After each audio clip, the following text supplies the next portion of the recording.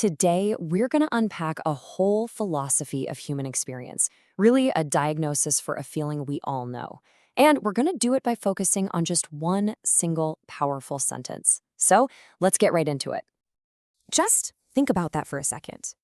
What if all the frustration, the disappointment, the heartache you feel, what if it isn't caused by 1,000 different things, but it all stems from one single root? I know, it's a pretty radical idea, but it's one that philosophical traditions have been exploring for centuries. Okay, here it is. This is the sentence that this whole idea is built on. In the original Hindi, it's attachment hi aapke dukhon ka karan hai. Now, translated directly into English, that means attachment is the cause of your suffering. Whoa, that's a huge, almost shocking claim, right? So we really have to break down what it actually means. Before we can even begin to agree or disagree with this, we've got to be super clear on the words being used, because the word attachment here, it probably doesn't mean what you think it does from just everyday conversation. It has a very, very specific philosophical meaning. So listen to the words used to define it: a rigid expectation and a desperate clinging. Right away, you can see we're not talking about love or connection or just caring for someone. No, this is about a mental state of grasping. It's about needing things to be a certain way and being absolutely terrified of them changing. It's like a clenching of the mind. Okay, so if attachment is this clinging, how does it actually create suffering? Well, it's not magic. It's actually a pretty logical psychological process. It's like a chain reaction with very clear links, and we can break it down step by step. Really, at its core, it's this simple. Just think about it. You're waiting for a really important text message. You expect it to arrive, you need it to say something specific. Now that anxiety you're feeling, it isn't just about the message itself. It's about the gap between your expectation, I should have it by now, and reality. My phone is totally silent. That gap, that's where the suffering lives. So here's how that whole chain reaction plays out. First, we create this mental picture of how things should be. Second, and this is key, we cling to it. We just hold on so tight. And you can see how our own minds can trap us here, right?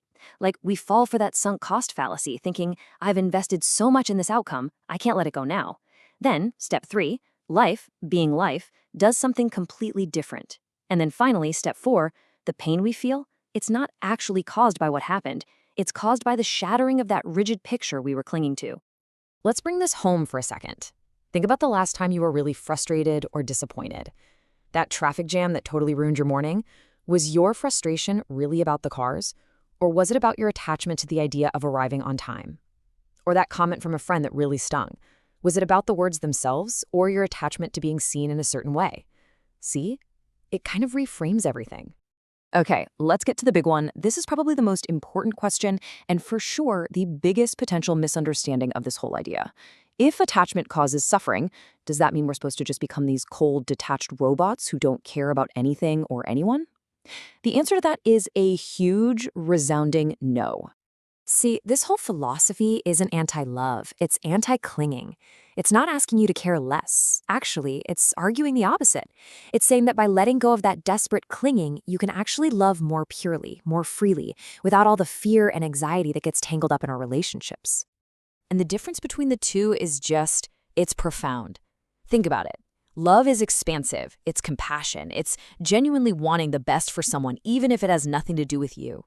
Attachment, on the other hand, is constricting, it's possessive, it's about needing that person to make you happy, and it's always, always shadowed by the fear of loss.